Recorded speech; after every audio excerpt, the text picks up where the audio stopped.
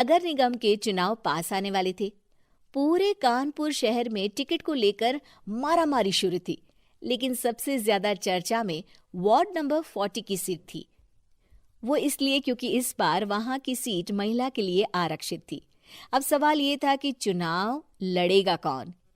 इससे पहले ठाकुर साहब वहां से पार्षद थे और इस बार उन्होंने अपनी पत्नी सीमा ठाकुर को टिकट दिलवाई और ठाकुर साहब की शान के कारण सीमा जी ने 20,000 वोटों से चुनाव जीत लिया। अरे बधाई हो सीमा भाभी, अब तो आप वार्ड की पार्षद बन गई हैं। अब तो हमारे काम आप ही करवाएंगी।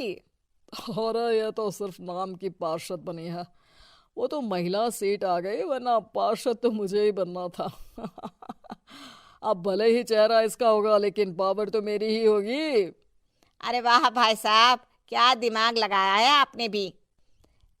आइए आप लोग, खाना लगा दिया है सबके लिए। सीमा जी पार्षद बन चुकी थीं, फिर भी उनकी एक ना चलती। सारे काम ठाकुर साहब खुद ही संभाल लेते और जहां जरूरत पड़ती वहां सीमा जी का अंगूठा लगवा लेते। सीमा जी ज्यादा पढ़ी लिखी भी नहीं थी। एक दिन ठाकुर साहब और सीमा एक प्रोग्राम में जाते हैं। अरे ठाकुर साहब, आप आ गए। ओहो, पार्षद मैडम भी आ गई हैं। स्वागत है आप दोनों का। लगता है हमारे पार्षद फंड का सही इस्तेमाल हो रहा है। चलिए अब उद्घाटन करते हैं। ये लीजिए ठाकुर साहब कैची, आप ही सबसे पहले प्रवेश कीजिए। सब लोग आगे निकल जाते हैं और सीमा जी पार्षद होने के बावजूद भी पीछे खड़ी रह जाती हैं।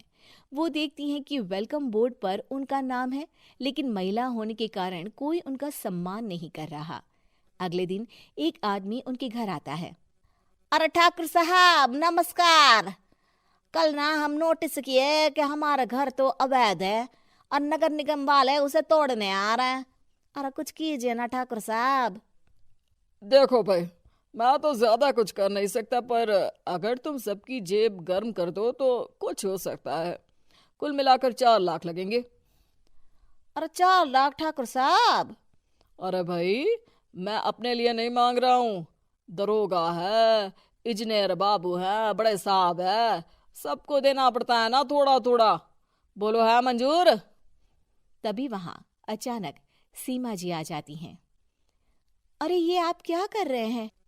पहले इन्हीं लोगों से तो आपने वोट मांगे, अब इनसे ही पैसे ले रहे हो।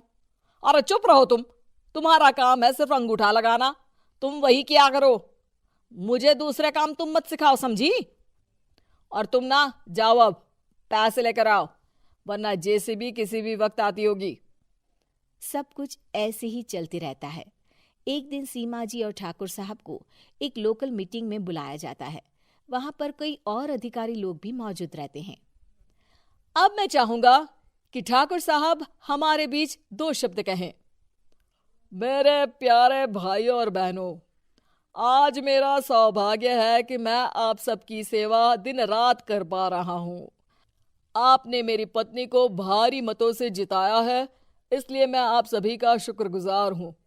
मैं आप सबसे वादा करता हूं कि हमेशा की तरह हमारे वार्ड में किसी को कोई तकलीफ नहीं आने दूंगा। सभी लोग तालियां बजाने लगते हैं। अब मैं माननीय पार्षद मैडम को स्टेज पे बुलाना चाहूंगा। अपने नाम को बुलाया सुनकर सीमा जी एकदम चौंक जाती है। उन्हें बिल्कुल उम्मीद नहीं थी कि इतनी बड़ी जगह उन्हें मंच पर बुलाया जाएगा। जैसे तैसे वो मंच पर चढ़ती हैं। ऊपर जाते ही सीमा जी को सारी पुरानी बातें याद आ जाती हैं कि किस तरह उनके पति उन्हें कभी भी आगे बढ़ने नहीं देते और उनके नाम से गलत काम करते हैं। वो बोलने लगती हैं। मैं आपके वार्ड की पार्षद सीमा हूं। आप में से बहुत कम लोग ही मुझे जानते होंगे, क्योंकि इससे पहले मुझे कभी ऐसा मौका ही नहीं मिला।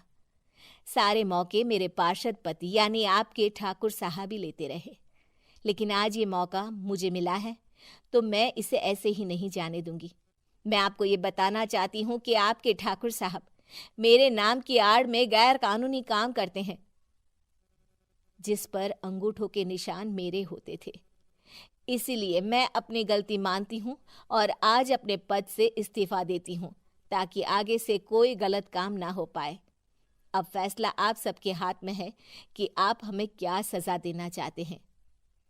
सीमा जी की बातें सुनकर ठाकुर साहब के चेहरे का रंग उड़ जाता है और वो शर्म से मुंह नीचा करके वहां से चले जाते हैं और पद से इस्तीफा देकर ही सही सीमा जी अपने आप में आत्मविश्वास महसूस करती हैं।